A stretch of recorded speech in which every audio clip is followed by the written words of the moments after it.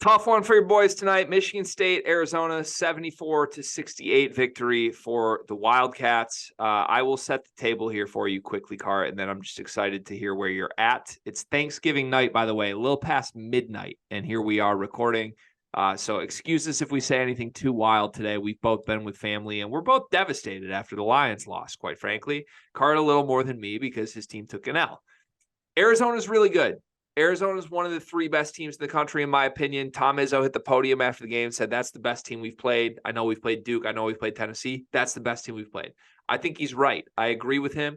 That team's loaded. You can see it when you watch them play. They're tough. They have so many answers in the backcourt, in the front court. Kylan Boswell was killing. Caleb Love had moments. I thought Ballo dominated in the front court. And Keshad Johnson just makes everything go. He makes everybody else better. The team's absolutely loaded. And for a while, it looked like Arizona was going to dog walk Michigan State. For lack of a better word, it looked like they were going to run them out of the gym. Not so fast, my friend. Hello, A.J. Hoggard. Hello, Jaden Akins. Suddenly we saw the Michigan State that we wanted to see in the preseason leading up to this game.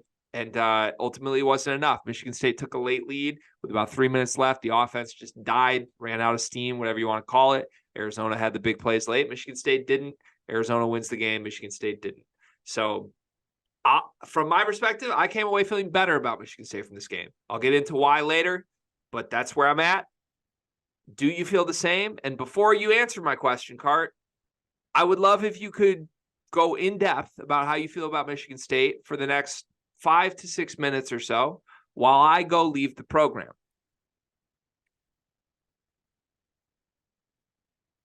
All right. Well, I guess that brings us to this point. I have a lot of thoughts about this game. I truly do, because I feel like anybody who watched this game, any Michigan State fan who watched this game, it was really somewhat of a roller coaster. I mean, once again, we are falling burden to the classic Michigan State slow start. That slow start leads to Arizona taking, I believe, as large as a 15-point lead at a certain point, and they were absolutely clicking, and we were not clicking whatsoever. We had careless turnovers by our senior point guard. We had careless turnovers by Jaden Akins. Tyson Walker wasn't getting many shots. We were getting backdoored defensively. We were just falling apart on all cylinders, and it looked like Arizona was clicking on all cylinders, and it looked like things were going extremely bad. Fast forward, we go into halftime. Before I move on to the second half of this game, I have to comment on this. As a basketball coach, as a basketball team, you should not have to do things to motivate your senior point guard and your upperclassmen players.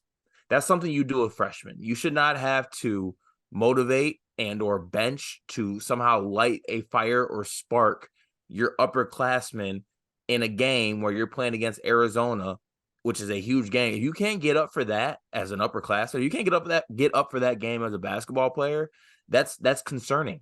That's really concerning. It's certainly concerning if you're an upperclassman.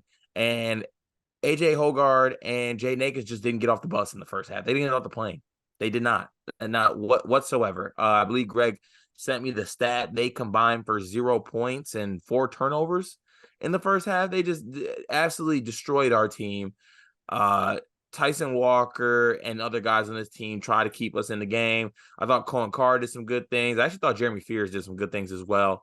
Would love to see Jeremy Fears be more aggressive offensively. I think he's passing up too many shots. He's a guy who I think actually has a pretty, he doesn't have a broken jumper whatsoever, and I think he's a guy who can score.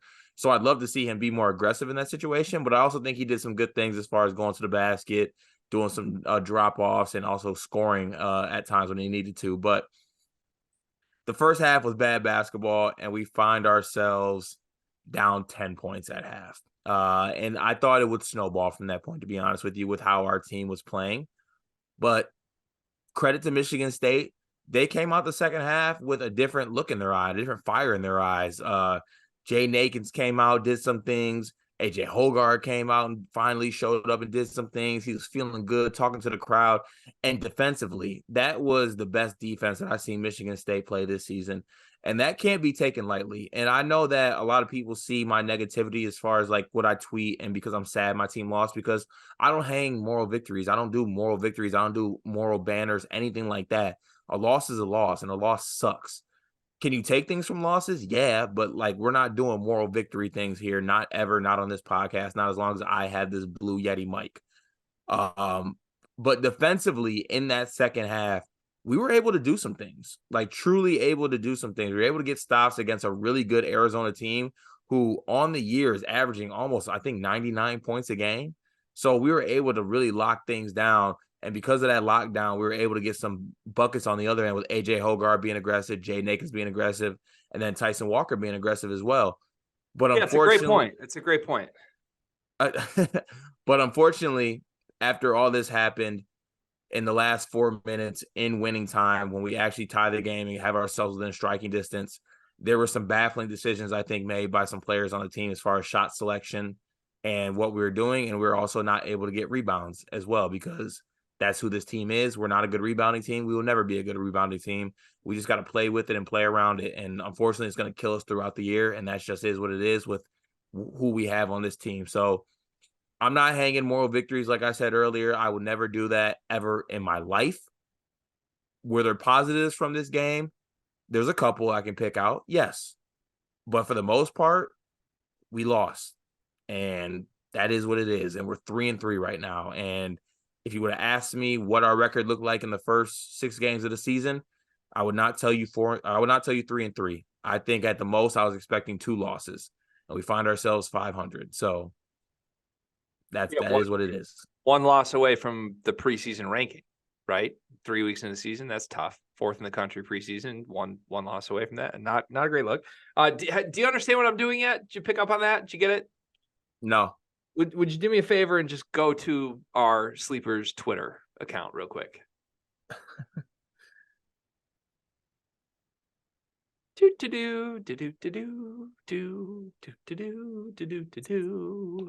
So here's what happened for those just stunning at home here.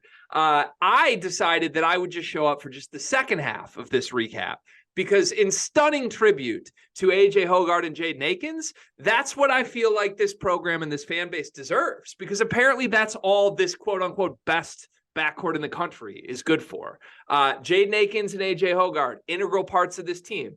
0 points, 1 assist, 4 turnovers in the first 20 minutes of this game. Tom Izzo had to bench him. He had to bench him. Like he had to do the send a message thing in a marquee neutral site non-conference game against the top 3 team in the country. And guess what? It worked. Like Tom Izzo pushed the right buttons. Did you hear everything I was saying when you were away? No, what? Oh, okay. I didn't know if you were like standing right by the mic and heard everything I said. Oh, no, yeah, I did. Yes. Oh, you did? Well, okay. I went upstairs quickly to microwave some Buddy's pizza. So I'm gonna eat while we do the rest of this. Now. Nice. Great pull of Buddy's Pizza. Great pizza. Thanks. Yeah, great pizza. But what I was saying was, and I don't know if you missed this part, it shouldn't have to get to that point. Like, if you, as an upperclassman, as the point guard of Michigan State, can't get up for a game against number 3 Arizona where you have not played well during the season, like, that's crazy. That's crazy that it needs a benching to send a message. It needs a benching for you to get off the plane, because Jaden Akins and AJ Hogarth didn't get off the plane in the first half. Sorry, I'm chewing. You're right. No, it's fine. But it's like it goes back to kind of what is a microcosm of the season. It seems that things that you shouldn't have to deal with veteran players, Coach Izzo has to deal with. He has to deal with body language from upperclassmen. He has to deal with breakdowns from upperclassmen. He has to deal with all these vets having slow starts. Like, he shouldn't have to worry about that. Okay, I have a question, and I already have my answer. I think it's going to surprise you. Who are you more worried about, AJ Hogarth or Jaden Akins? Jaden Akins. I'm way more worried about Jaden Akins than I am AJ Hogarth. I know this is AJ Hogarth. Yeah, right. Whether you want to open your eyes and finally smell the Whopper, this is what it is. This is who he is. I know that's what it is. It sucks that the success of Michigan State is in his hands, but unfortunately it is, and that's what gets us where we've been at this past couple of years. I'm way more concerned with Akins in this case. He was bad. He was bad tonight. Even like Bad. he had the big stretches scoring early in the second half, but it included like fadeaway tough twos off the dribble that banked in. Like, yeah, but he also did some good. But he did some good things like defensively. He got in passing lanes, got out. He had that backdoor oop from Tyson. He had the offensive rebound off the awful jumper by AJ Hoggard. Gets it back, hits a three. And I hate that he did bank in that shot. That he hit. But the best part about that was he gets it and he calls for the ball screen. And while he's calling for a ball screen, AJ's sitting 10 feet from him going, like, I want the ball. Like, give me the ball.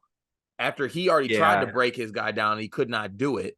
And then Jaden comes off the ball screen, actually does some things and banks in a jumper. But yeah, so down the stretch, I mean, that happened as the game went on too. Like Michigan State took the lead back, and then when it was like a 1-point game, like if there was an offensive rebound or it kicked around the perimeter, like AJ was just clapping for the ball the whole time. And I've always said I find it very interesting. AJ is the alpha of this team. That includes Tyson Walker. I feel confident saying that. You might disagree, and we can have that, flesh it out if you want to. I think at the end of the day, when we did the whole hypothetical 2 weeks ago of if you ask those three guys in the backcourt who's getting the ball in a one-possession game, their answers are different. Like Tyson would say Tyson, Jaden Akins would say Tyson, AJ Hoggard would say AJ. The problem is that Tyson and Jaden defer to AJ in these moments. They do. It's happened repeatedly. It happened against Tennessee. It happened tonight. It's going to keep happening. If AJ Hoggard is on the floor, the team defers to him and the team goes where he goes. And I'm not even saying that's a bad thing because AJ's useless if the ball's not in his hands. The ball has to be in his hands for him to have value on the floor. But that's just so conflicting with Tyson Walker being as good as he is, you know? Like, he's the guy to get the ball to and get out of his way. That's all it should be. It is. But the thing is, it's like, not only does AJ not space the floor if Tyson has the ball up top, he even does a bad job of spacing out. Like, even when Tyson's trying to work, every time he's trying to work, I can literally point and look at film from the past couple of games. He's like hitting them with a go to the corner, like get out of the way. Like you are in the way. If you're going to stand on the wing while I'm trying to work, you're literally just blocking off guys at the elbow. And honestly, today, to pull on my little body language expert hat, I thought Tyson was frustrated with like AJ's bullshit, man. Like, he's like, the ball should be in my hands. But instead, you know, you had a couple layups, so you get the ball, and then you come, and then because you had those couple layups, then we get an elbow jumper that dies at the back of the rim when we need a bucket. It's just like it's stuff like that. And there should never, ever, ever this season, as long as Tyson Walker throws on the 2 with the Walker on his back, that he should not have the ball at the end of the game. I'm talking about you should make up basketball plays that have never been ran before. I want assistant coach TK coming off the bench and setting a flare screen if that's what calls for getting Tyson the basketball. He needs to have it in his hands. He did not do that in this game. Honestly, I was a little bit confused about it. Looked like Tyson actually might have been a little fatigued at the end of the game. He kind of just like, AJ had it, and he's just like, AJ's got it. Let me just go to the corner. I don't think that's fatigue, though. I don't think that's frustration. You think it's frustration or just deferring? You think it's just straight deferring? I think it's straight deferring. And I think I don't even want to use the word defer, dude, because Tyson wants the ball in the big moments. He's not like hiding from the ball. It's not like he's turning his back on the team in any way. But like, Tyson also has a high IQ and a brain. And Tyson knows that if AJ Hoggard's on the floor, he's useless off the ball. He just knows that.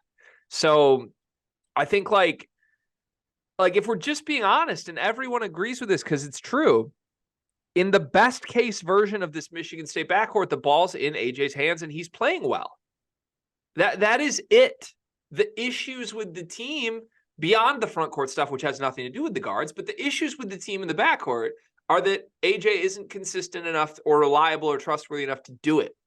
That's it, right?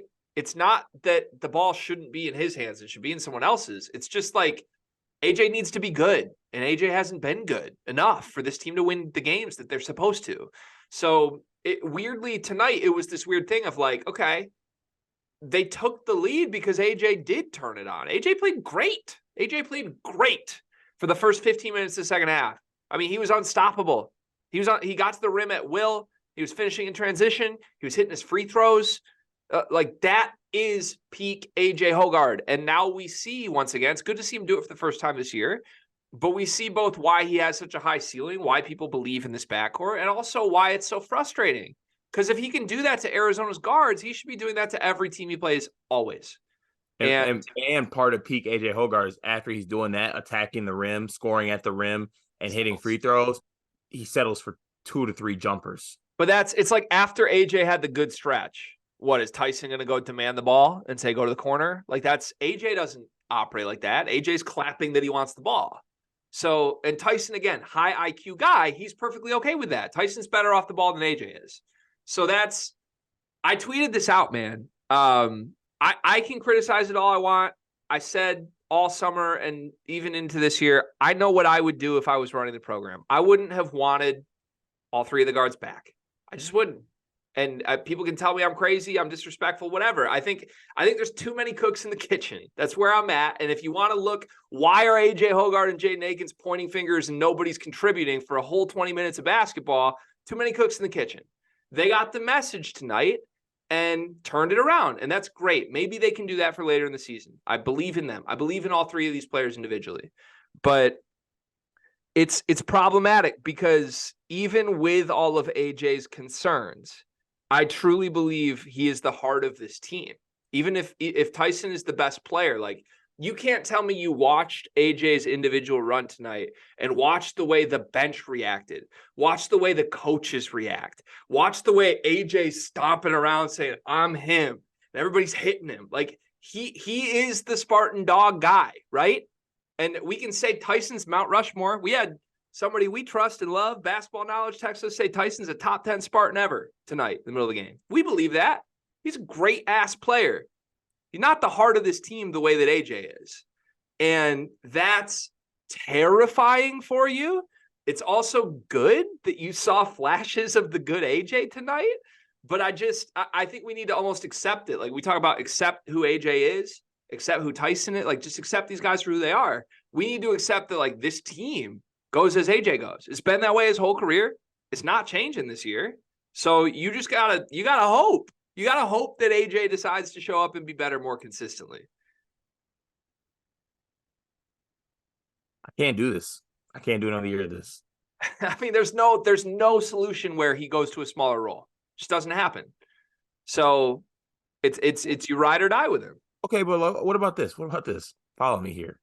You got the wherewithal to bench him. Do you got the wherewithal to reduce his role? It's not even good for you to do that, though. It's not. Sorry, I'm chewing again. I should. No, you're good. On this. No, you're fine. But why is it not good to reduce his role?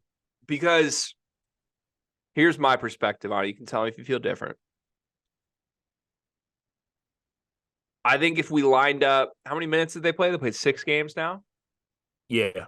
So they played 240 minutes of basketball this season. Mm-hmm. If you lined up every minute of this season and ranked them in order of how good the team was playing, the 10 best minutes of the season were when AJ was cooking tonight. Even over like a Tyson stretch? Yeah. The highest level that this Michigan State team has shown they're capable of is when AJ Hoggard has been good. I would disagree with that. Okay. Yeah. I pretty harshly. I don't think there was anything in the Duke game, even when Tyson was stellar individually, that was like the team's playing well.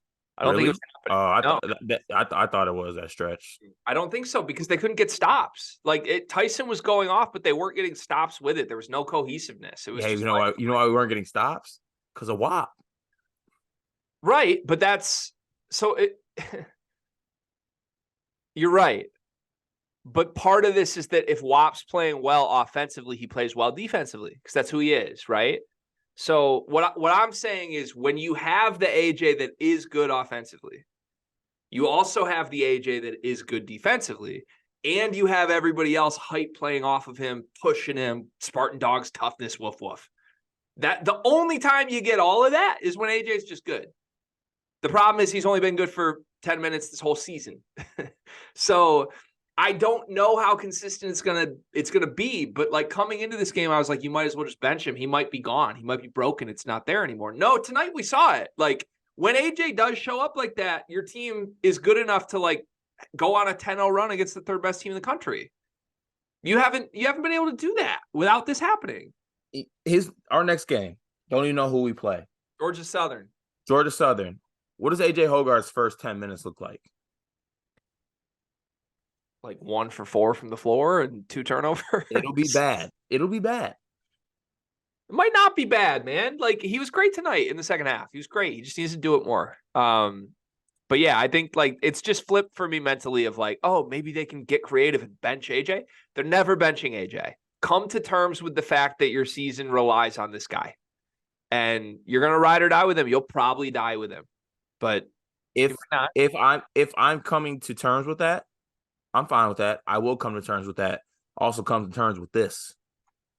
Our season is going to end at best the same way it ended last season. Mm-hmm. At best. I think that's likely. Like, all right, well, that stinks. That actually stinks. It does. Because I got a full calendar year still left of Wappenheimer and my 5-star McDonald's All-American getting DMPs. This is bullshit. Man. Have I not said this for a full year though? I know I can't cook. I'm sorry, Connie, but this is pissing me off. Have I not said this for a full year though, Cart? When's the higher ceiling get here? Now he's off the show. What an electric segment this is. I'm sorry. I needed a beverage, man. I'm getting stressed. It's okay. Look, I've been saying it for a full calendar year. You would endorse that I've been saying this. The higher ceiling for Michigan State is after these guys leave. Yeah, like next season. Yeah, you have been saying that. Yes. Because it's the team that makes me excited about a higher ceiling is a team that's built around Fears and Carr and Booker and Tang, right? And theoretically. Wait, hold on, Greg. Wait. I don't know if it's the smell of this second Happy Dad being poured, but I got a spin zone for you. Oh boy. He's doing this because he wants to get all these guys back. Oh, shut up. We're not doing this. Okay, couple quick ones on my notepad for this game. Xavier Booker did get the DNP. You briefly skated by that. What happened? It's unacceptable. Why? It's unacceptable. What should he be playing, though? Because last time we came on here, you said he didn't show you anything that warranted minutes. It warranted major minutes. He should get a chance to play in a basket. There should not be a game where he doesn't take off his warm-up. That's That's absolutely unacceptable. I don't know how he's wired. I guess we'll see how he's wired. If I'm Xavier Booker, I'm already looking at my next option of what my next school is. I'd be pissed. I'd be pissed that every single day I got to come to practice and watch our front court do what they do. Call it whatever word you want to use. I call it and not get in the damn game. That would piss me off. I think it can be simultaneously true that Xavier Booker should not play right now. That's where I'm at. I think in the moments he has been given opportunities, he hasn't shown a ton to make you say he deserves more minutes. So I think that's true. Like I'm not even going to come on here and camp that he needs to be playing. Don't care. Don't think he gives Michigan State more than Cohen Carr does, or really the two centers, to be honest. With that said, at the same time that's true, it's also true that Xavier Booker made the worst possible decision for himself. And Michigan State fans can be upset with me on that. Just truly imagine what it's like to be a kid with NBA dreams and NBA talent that was a prestigious recruit that has to come in and battle and practice every single day with Mady Sissoko, who's already been benched. Like he's going one-on-one with Mady Sissoko every day in practice. and then you don't get to take your warm-up off while Madi does what he does every game while your team has lost 3 of their first 6 games. Like that's you're right. I would just be in the portal. And I think I don't know where this ends. I don't want to speculate. I hope it works out for Xavier because I believe in his talent. I hope it works out at Michigan State because I think he could be a killer if he's back next season. But the bottom line is this kid has absolutely destroyed any stock he could have nationally right now. And whether or not he deserves it, we don't even know. But right. Who knows? Who knows? Might have destroyed it by playing, but we'll never. That's the thing. I'd like to know. I'd like to know. Yeah, that's the whole. Anyone who is going to evaluate him as a player is just going to write him off immediately because he couldn't beat out Madi Sissoko on a losing team. That's a disaster for him as a prospect. He just chose the worst possible situation for himself. So small ball. I thought small ball worked tonight. I thought it was the first time Izzo committed to it, and I think we need to see more of it. I think any lineup that doesn't include Cooper and Sissoko and is just 5 other guys is good for this team. They made the run with that lineup late. They also gave up the run to lose the game with that late, but I'm all in on small ball with Carr and Hall as the front court. Did you like that? This also confirms that Izzo might listen to sleepers because we suggested small ball and begging for it. Yeah, and here's where I'm coming from with it, and here's why I like it and I'm okay with it. One, I think you have an actual sample size that you can see in this game where it was successful, like you said. Like you have something that is tangible that you can lean back on and be like, that worked. And I have faith that this staff is going to watch this film, or even during the game, they picked up on it and they're making like little notes like, hey, this lineup's working. And then they'll reiterate it when they go watch the film again. And I know there's going to be a contingent of people like there, but yeah, we got killed on the boards. Like we couldn't rebound.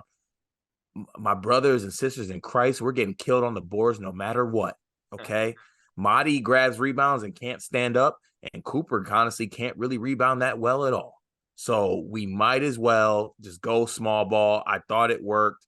Yes, we got killed on the boards, but we're going to get killed on the boards regardless. So I think we might as well be versatile with that small ball lineup. I think it worked. And part of that was like Cohen Carr was playing in the front court. Like if I thought he looked better not playing the 3. Yeah, I have two reasons this worked for me. One, most importantly, I don't think you can excuse me. I don't think you can ever play Cohen Carr with a center. I just don't think you can do it. I don't think he's good enough offensively to make defenses respect him at all. And wait, sorry, can I ask you a quick question on this? I'd like to get your sorry, I'm rambling, but I did like actually write this down in my phone.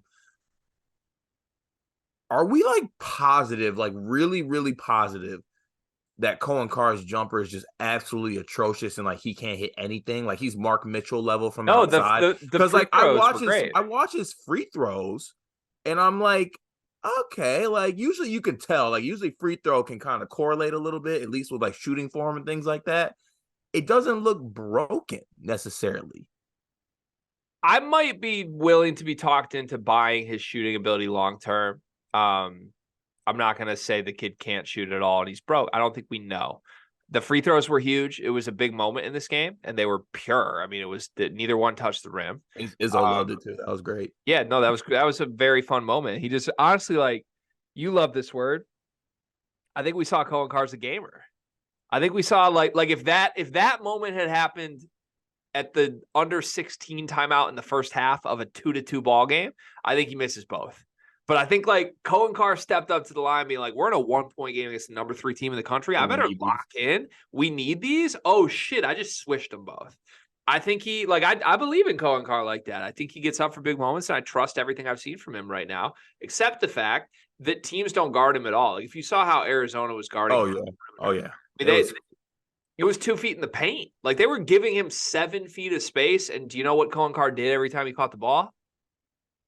Just kind of just like, shit, he immediately looked to give it back to a guard is what he did. So like if teams straight up aren't guarding you like that and you're not even looking to attack in any way, whether it's shoot or whether it's a one dribble pull up or whether it's a drive, that tells me you're so far away from where you need to be. So even if we believe in his shooting long term, that right now being the case, he can't play with centers. He can't play with Sissoko or Cooper. So I liked that. I thought we saw a better version of Carr. I thought we saw a better version of the team with Carr on the floor. when he was with Malik Hall, because if you have 3 playmaking guards around Hall and Carr, that's pretty versatile. And like you said, I don't think they're worse on the boards than they would be with just the center. Quickly, the 2 centers I thought were themselves tonight, which is to say they were bad. Did you agree with me? Yeah. I did think there was moments where Mahdi was pretty solid on the boards and had like a moment or two. But yeah, for the most part, they were bad. I will give them credit defensively. They held a pretty good front court to like not as many points as they typically score. So I will give them semi credit there. But yeah, they played what they normally do. They're just not that. They're not those guys.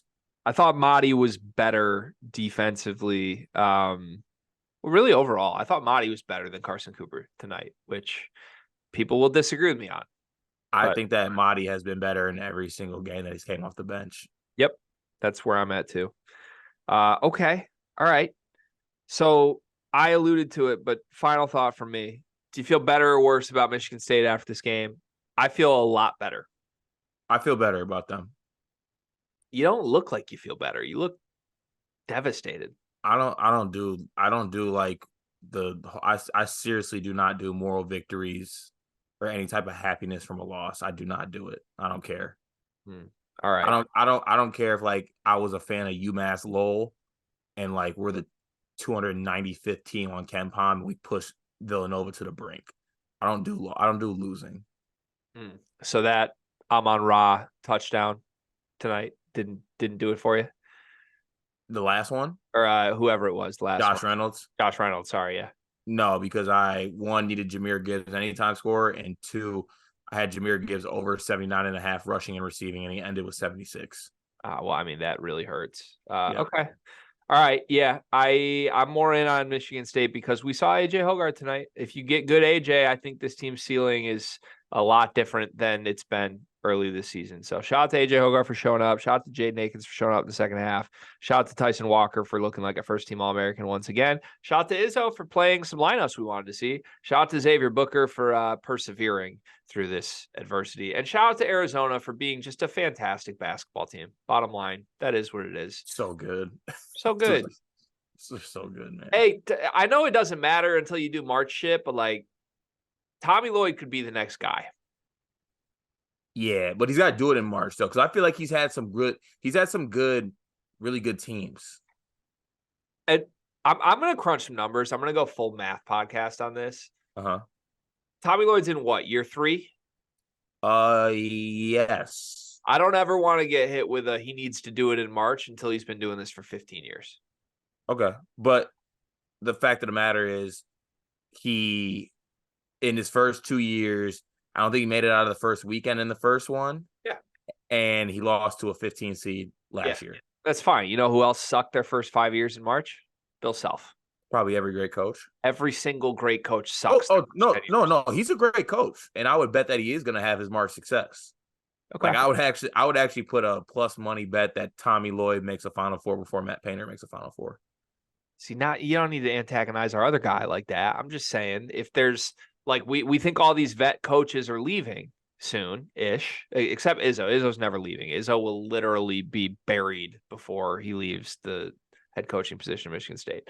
I think I would bet on Tommy Lloyd to be the next guy. Like between him and Shire, and I don't know who else. Like you don't like who's at Carolina. You don't like who's at a bunch of these other schools. Like I think I would bet on Tommy Lloyd. Yeah, is Hurley been around too long to be in the next category? For some reason, I don't know what it is. I don't feel like Hurley's going to be there forever.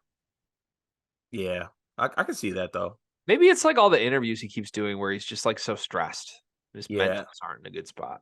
Yeah, I feel like he's had like mental struggles too and like family stuff. Yeah. All right. Go Green. Go Green, 3-3. Hey, big one coming up next week, Hart. Can't sleep on the Eagles.